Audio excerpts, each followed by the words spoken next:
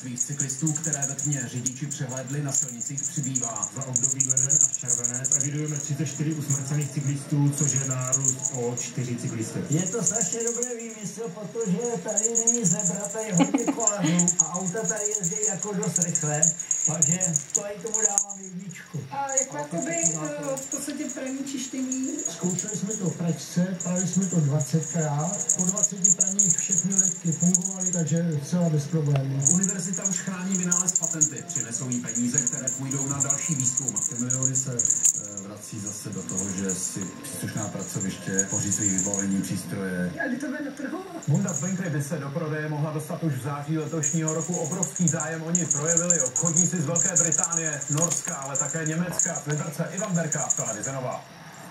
Už po 20 hodinách přišla policie na to, kdo zabil ženu v Hrobičanech na Jičínsku. Vypadá to, že je pachatelem její 25letý známý. Policie ho dopadla na severu.